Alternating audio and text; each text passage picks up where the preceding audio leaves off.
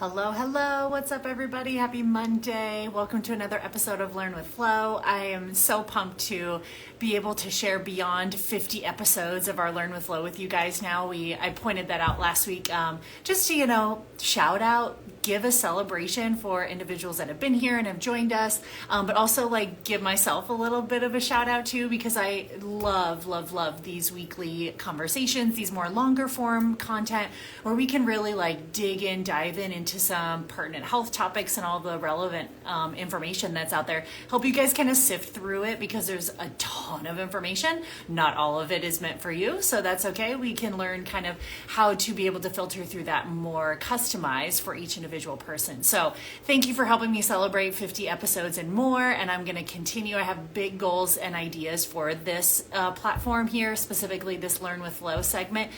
So be on the lookout for even some enhancements to it as we continue to journey. But picking up where we left off of last week, we had this whole conversation about cortisol, HPA axis dysfunction, and the different stages of adrenal patterns that we tend to see. And last week, I really wanted to start to make the connection between a lot of these adrenal patterns and how they create some gut issues for us, right? Specifically understanding the root causes of a lot of gut issues, because this can be one of those situations where some people end up with just some band-aid solutions and they don't really know it, or we think we're working on the root cause of gut issues and we don't really actually hit the mark, right? So last week we really talked about the four main patterns that I tend to see as a result of some cortisol dysfunction, HPA axis dysfunction when it comes to the gut, right? So last week we really got to talk about how cortisol does obliterate our stomach acid production, right? So it messes with the pH of the gut. When the pH of the gut is off, now all of a sudden we have the perfect environment for food sensitivities, reflux, heartburn, H. pylori infections, right? So it's that's kind of where those food sensitivities can originate from, right? It's the food sensitivity is not the root cause. That's just a symptom of gut issues, right? But we know that chronic cortisol can impact stomach pH. We also know that HPA axis dysfunction, that's really just another fancy way of talking about adrenal fatigue or high cortisol. Whenever we have some of that dysfunctional patterns, we know that we're going to see a depletion in beneficial bacteria in the gut, right? That's the first line of defense of the army of the gut. And so now all of a sudden, we'll get stealth infections, we can get overgrowths, not to mention we can get a lot of inflammation and even weight changes as well too. So I tend to see a lot of times weight issues and gut issues very much going hand in hand there as well. Number 3, we talked about how stress impairs our immune function, which leaves us susceptible to autoimmune patterns, more uncontrolled inflammation. And finally, because of this perfect storm of poor stomach pH, low beneficial bacteria, and a suppressed immune system, we have this perfect storm for overgrowths, right? So then we get even high level, we get individuals with yeast overgrowths, histamine type producers, mast cell reactions, heck, even parasites, can take the wheel and all hell breaks loose in there, right? So I say this because we got to kind of pose the question of the chicken or the egg. It's so do I have these chronic gut issues because I have unresolved cortisol dysfunction, or are the unresolved gut issues exacerbating my cortisol dysfunction? And it's well, the fun answer is probably a little bit of both, right? And that's okay. We can treat it from both sides. I just don't want one side or the other to get completely forgotten, right? So it's instead of just treating the gut in isolation, we can't do that unless we've at least come to the table and started to acknowledge where our sources of controllable stress or controllable ways that we can lower our cortisol even before we can really start to dig into deeper gut questions, right? So it's likely both. You're probably going to have to address both sides for true root cause healing, both the cortisol dysfunction and probably some of the gut issues that has caused, right?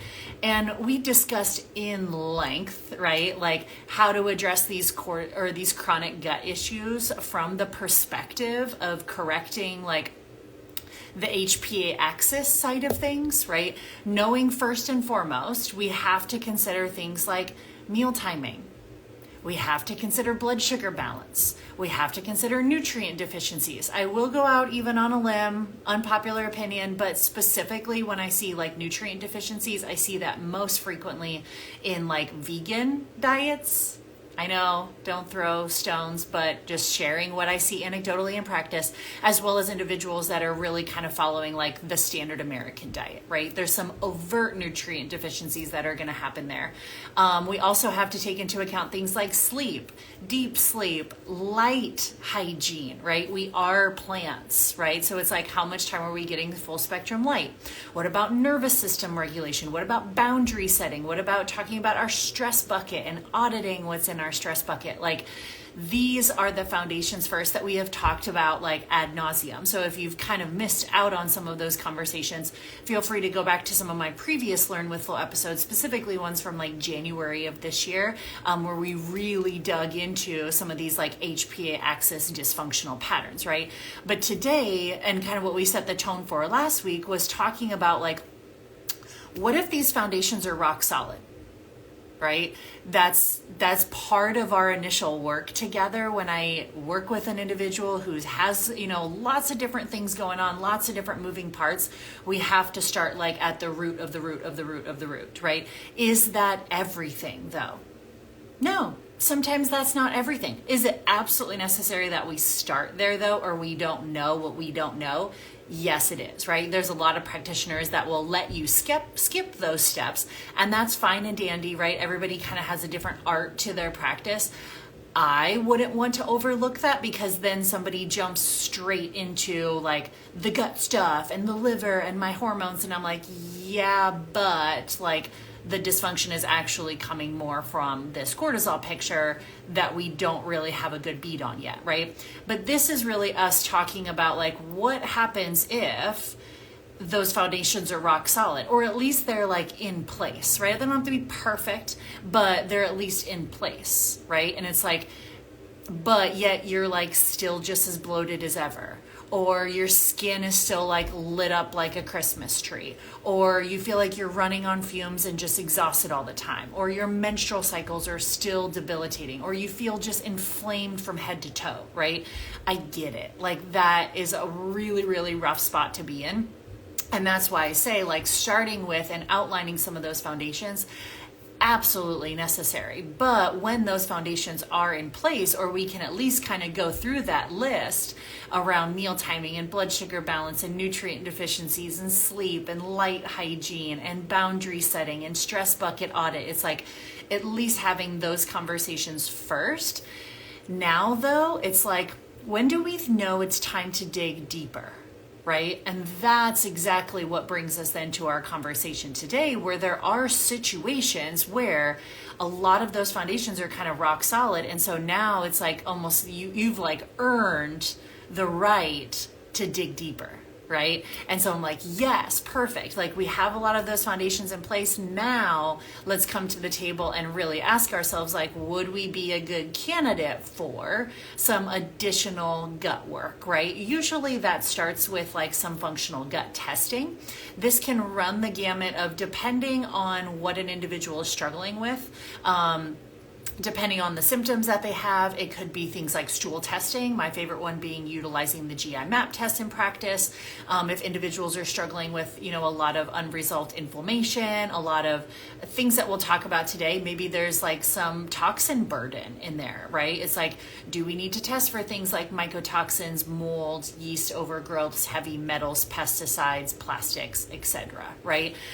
Those can burden down both the liver and the gut, right? So those are, like I said, absolutely opportunities for us to kind of like double click on someone's individual picture when they have like those foundations in order. So that's really what I want to dive into today, so that you guys can kind of see, even from my clinical perspective, maybe you kind of have experienced that before, or somebody that has experienced that, of like, okay, I feel like I've done a lot of these like foundational pieces first. They're maybe not perfect yet, but I'm a work in progress on them. I'm aware of them, and I'm consistently working on them every single day.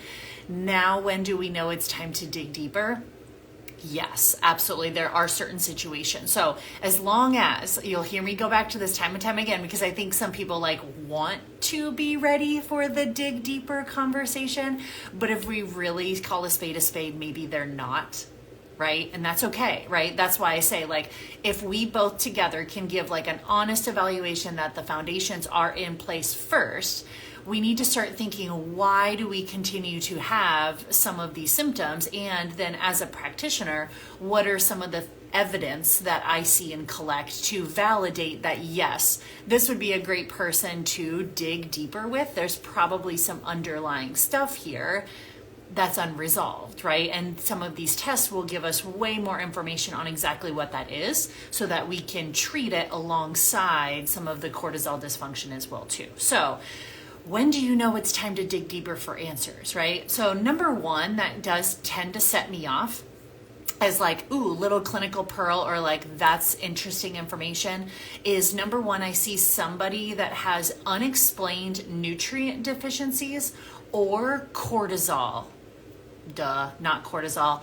cholesterol abnormalities. So let me start that one again. Number one is when I tend to see individuals that have unexplained nutrient deficiencies or cholesterol abnormalities, right? These are individuals where I'm like, it looks like a lot of the right stuff is going into the system. So why would they have these overt nutrient deficiencies? Why are we struggling either with like super high cholesterol that like doesn't really match like a standard American diet picture, or super low cholesterol, right? Which is probably what I'm almost seeing a little bit more of an epidemic, because it's going undiagnosed, right? People are running around and they're like, oh, my cholesterol was 106 and my doctor said that was fantastic. I'm like, no, 5-alarm fire. Like, what? Why is your cholesterol so low? Like, that's a building block. It makes all of our stress hormones. It makes all of our sex hormones. Like, what is weighing this system down, right?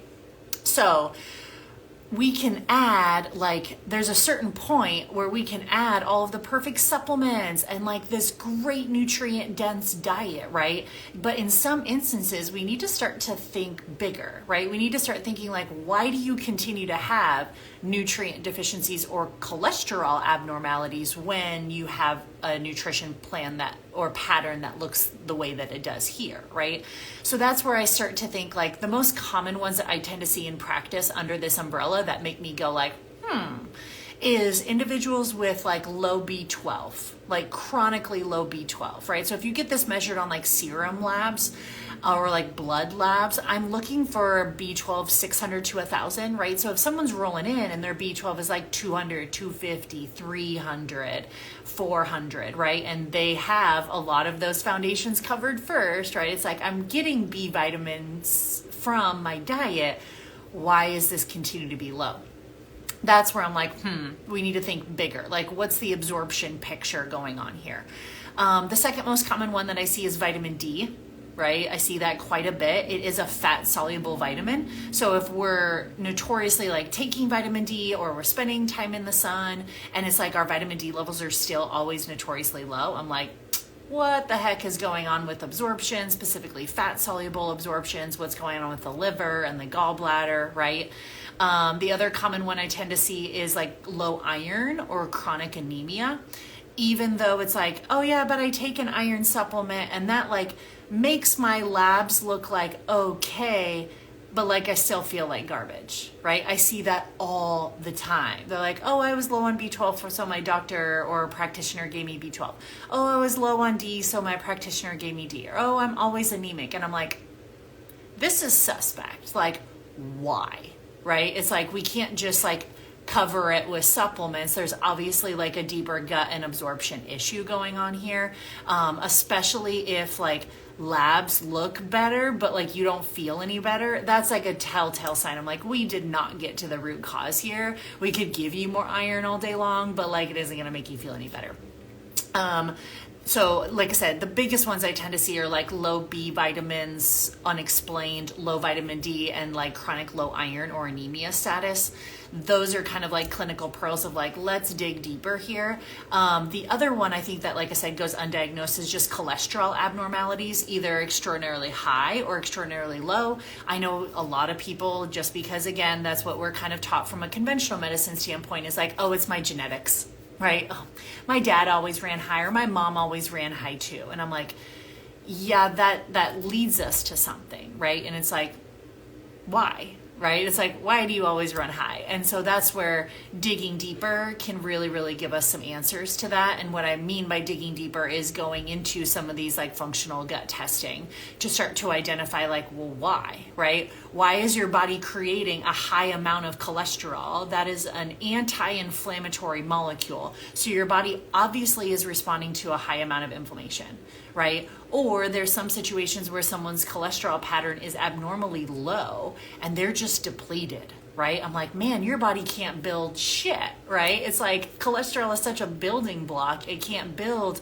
the appropriate amount of stress hormones. It can't build the appropriate amount of sex hormones. So it's, like I said, a lot of these like abnormally high or abnormally low make me scratch my chin about like liver burden, toxin burden, like what's going on here, right? So once we correct for dietary intake, obviously, then we can start to look at like absorption, utilization throughout the body. Like what's coming into the body is just one side of the equation. So that whole category of like chronic nutrient deficiencies or cholesterol abnormalities, I'm like, foundations first, then let's dig deeper, right? Number two, that starts to set me off like clinically of like, what's going on here, is struggling with fertility or menstrual cycles, right? This can also be one of those foundation first approaches too, right? But we have to zoom out and understand like all hormone inputs start from the level of the brain, right? So when stress foundations are covered, then we have to start digging deeper into like, well, where are other like cellular sources of stress or toxin burden and more, right? A lot of times, like as example, individuals that are still continuing to struggle with like heavy, painful menstrual cycles, usually sign of an estrogen detox issue. A majority of our estrogen exits through our gut or our poop, right? So stool testing can really show us certain markers like beta glucuronidase, can really see like, is the body actually getting rid of estrogen, or are we just reabsorbing estrogen and toxins like back into the bloodstream instead of excreting them, right? That would not be good. That would lead to a lot of symptoms, especially like endometriosis and fibroids and fibrocystic breast tissue, because estrogen causes things to grow and proliferate, right? A lot of times too, it's not always this, like I said, this is stuff that I double click on after foundations are covered first, but a lot of times like many mycotoxins, yeasts also follow estrogen even if symptoms persist. So a lot of times I'll encourage like us looking at like mold or yeast patterns in stool testing, or things like organic acid testing, right? That sometimes can ride the wave of estrogen for women as well too. More of the like missing or irregular cycles make me wonder about what's going on with like hormone deficiencies like progesterone, right? So it kind of goes back to number one, because cholesterol, like if we have low cholesterol, then we probably have hormone deficiencies because all of our hormones are made from cholesterol, right? So I look at like hormone deficiencies, but we also know that there's a lot of different like overgrowths that can impact digestion and absorption of nutrients, right? H. pylori, small intestine bacterial overgrowth. Like maybe the right stuff of food is coming in, but we're not able to actually digest and absorb those nutrients. So our brain and our cells still feel like stuff is missing, I'm freaking out, right? Just because like the good stuff is coming in doesn't necessarily mean it's properly getting digested and absorbed. And so that kind of leads me down the path of like, why do we have hormone deficiencies? I even see that it's not uncommon in females, or honestly males, with hormone deficiencies because they're unable to digest and absorb enough nutrients from the food that they're eating as well too. So the body kind of feels like unsafe to reproduce, right? So just know that all of these discussions, when you're thinking about like hormone deficiencies, whether it's chronically low testosterone or low progesterone in women, or like imbalances in estrogen, struggling with fertility and menstrual cycles, like these go for both males and females, of being able to look at what the heck is going on in the gut, what's going on with liver or toxin burden, what's going on with digestion and absorption. That can kind of give us some clinical pearls into why we're struggling with some of those fertility or menstrual cycle issues as well too. Number 3 of something that tips me off as a practitioner of like, we need to look deeper or think bigger, is individuals that are reacting to perfectly healthy foods, right? So it's different if someone's like, yeah, I just really feel like awful when I'm eating like slushies and bonbons. I'm like, yeah, me too, right? Not feeling good, right? They're like, I'm super bloated and I'm super gassy. I'm like, yeah, same, me too, right? I'm talking about individuals that like are reacting to things that the human body should be able to digest and absorb beautifully. So someone that's like, well, vegetables make me bloated. I'm like, okay, we need to figure out why then, right? Like, why are we not able to digest and break down that cell wall, the fiber component? There's even some individuals that react to like different spices or different flavors, like garlic and onions. That's kind of a sign of like, is there like a SIBO kind of picture going on, or a small intestinal bacterial overgrowth? Because a lot of those things are also prebiotic fibers. So I'm like, vegetables are making you bloated, certain spices are making you bloated, garlic and onions are making like poor digestive patterns. Maybe someone is like eliminating a different food practically every week because they keep getting reactions. And I've met with those people before too. They're like, yeah, I don't know what it is. Like, I cut this out, and then eventually I had to cut these out, and then I cut these out too because I think they were giving me issues, and then I had to cut this out. And I'm like, whoa, stop the crazy train. Like, it's not the food, like it is your gut. We need to double click, we need to dig deeper here. So I've heard before a lot of times, like the healthier that I eat, the worse that I feel. I'm like, immediately have to think like, what's going on in the gut? I'm like, is there some gut overgrowth? Is there small intestinal bacterial overgrowth? Like, what's going on? In extreme cases, we can see something called loss of oral tolerance, right? Loss of oral tolerance is a fancy name of talking about individuals that are having such a big immune response to like perfectly healthful foods that now we have like an immune system dysfunction. I've only had a couple cases in practice of like true loss of oral tolerance where I've had individuals who come in and they're reacting to fruit, right? They're like, I cut out grapes because they were giving me reactions. Cantaloupe gives me reactions. Cinnamon gives me reactions. When I'm talking reactions, I'm talking like violent vomiting, stomach cramping, stomach distension, massive diarrhea. Like, I'm like, cinnamon? Like cinnamon? I'm like, okay, if we're at the point where we're reacting to all of these things and pretty soon our diet diversity gets like dwindled down to nothing, like, that's dangerous, right? Like, that's a situation where we really need to look at like what's going on in the gut. This is not about the food, right? You should be able to tolerate these foods without issue. It's when bacteria is in places where it shouldn't be, right? It has translocated from the colon to other parts of the digestive system and like made a home there. Now all of a sudden, any of these like perfectly healthful foods, they're fermenting in different parts of the stomach, because that's what bacteria does, right? It takes specifically different fiber foods or carbohydrate foods and it ferments them. It's a beautiful process. We use it to create things like alcohol, right? Like that fermentation process, but does not feel good when fermentation is happening in the locations of the body where it shouldn't, whether that's fermentation happening in the stomach, fermentation happening in the small bacteria or the small bowel. Shouldn't be happening there, right? And so the answer, I'm just like, this is like a cross and a hill that I will die on, is like, the answer is not to continue to follow these extreme elimination diets like AIP protocol and FODMAP diet? The answer is to correct why you cannot tolerate these foods in the first place, and functional stool testing and working with a practitioner like myself to help you figure out what that is and restore the gut terrain and make sure that these don't pop up again and help you reintroduce those foods with a wide diversity. That's where it's at, right?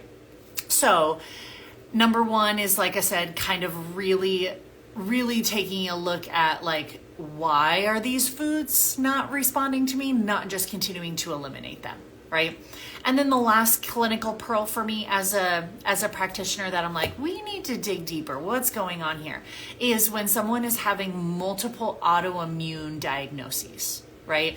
Maybe it started out as like, you know, let me back up. So when we see autoimmune patterns, like a telltale sign that what you're doing for your gut isn't quite hitting like the root cause mark is when things start to develop into autoimmune diagnoses, right? Because we know that autoimmune patterns, although there's a growing list of autoimmune patterns, they kind of boil down to like a three-legged stool, right? We know that there's usually some sort of genetic predisposition. Great, awesome.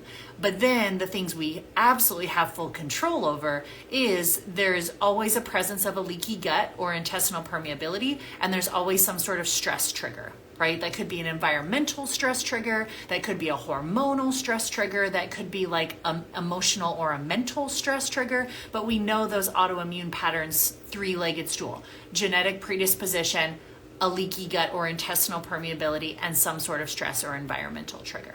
I've even seen women where it's like perimenopause hormone fluctuations throw them into like an autoimmune pattern that was like kind of already there, right? It just needed something to light the match. So when I kind of look at someone that's having like multiple autoimmune patterns popping up, I'm like, what the heck is going on in the gut, right? That's immediately what we start to think about. So unfortunately, I see that it's like mostly women, right? Women are very susceptible to a lot of these autoimmune patterns, like almost 80% more than men, which says a lot, right? But I see women come in all the time with a health history that sounds like, well, yeah, I was, diagnosed with Hashimoto's recently, but then like a year later, I was told that I had rheumatoid arthritis, but at the same time, I was tested for like lupus and Crohn's at the same time. Oh yeah, and I've always struggled with psoriasis like my whole life. Oh, and I did have endometriosis growing up, now that you say that, but I had a full hysterectomy, so I'm fine now. And I'm like, yeah, no, I think all of these are just like connected together, right? It's like your body had one autoimmune pattern that was like went unresolved, so it led to another, and it went unresolved, so it led to another. I'm like, even endometriosis, it's like we could do a full hysterectomy and like you still have endometriosis because you didn't identify like the root cause, right? We have to go back to like, what's this leaky gut pattern? What was the ultimate stress trigger? How are we going back and like rebuilding that entire terrain, right? So I say that because I think it's important to understand, like, as we've been talking about, yes, there is definitely a lot of like cortisol and HPA axis dysfunction foundations that get lost and we get gut issues. That happens, right? We do have to go back and satisfy those foundations first. But today was more about helping reach those individuals that are like, okay, I feel like I heard you, Lauryn, I listened, and I can honestly say that a lot of those foundations that you talked about around cortisol and HPA axis dysfunction, I feel like a lot of those are in place. I'm still struggling with symptoms. What are some signs that make me think like we need to dig deeper, right? So number one was chronic nutrient deficiencies, right? B12 deficiencies, iron deficiencies, your vitamin D deficiencies. I'm like, why? Right? Why are we have chronic deficiencies? Or cholesterol abnormalities, abnormally high, abnormally low cholesterol. I'm like, what the heck is going on, right? Also, if we're struggling with like fertility or menstrual cycle issues, foundations first, but if we're still struggling there, it's like, what's going on with the gut, liver, toxin burden as well there. If we also see individuals reacting to a bunch of like perfectly healthy foods, I'm like, okay, if you're struggling to digest and absorb vegetables, you're struggling with certain proteins, spices are starting to bother you, garlic, onions, things like make you bloated, and you're starting to like really quickly dwindle down and eliminate a lot of foods, we need to dig deeper. And then finally, if we're having a lot of autoimmune diagnosis or autoimmune patterns, those are all great reasons to like start to really double click on the gut and start to utilize things like functional stool testing, toxin burden testing, right? And so know that like complete gut health restoration, like what I do in practice with individuals, it is not an overnight process, right? These are individuals that are committed and they're like, I'm tired of the runaround. I'm tired of Band-Aid solutions. Like I want a total health restoration. This can take time, right? We're talking months, like 4 months, 6 months, 8 months, 10 months. It could be a year. That doesn't mean that we have to work together that whole time, but like these things take time, right? And we have to give our body the space to be able to peel that back one layer at a time. So if you've been curious about any of the functional gut testing, you feel like you fit some of these parameters that I've talked about today around nutrient deficiencies, cholesterol abnormalities, menstrual cycle, fertility issues, autoimmune patterns, food reactivity, I'm like, yes, shouting from the mountaintops, like we're gonna work on your foundations, but then you would be a great candidate for some additional testing like functional gut testing, right? So you always have the option to be able to work with me with this. I utilize this in my one-on-one coaching because it's very like customized and specialized. You can always go to the link in my bio, click the link there. There's an application form to work with me one-on-one within my Revive, Restore, Renew You program. And that can really get you off to the races with a super strong start to that as well too. So hopefully this was helpful for you guys. Be back next Monday for more Learn with Lo.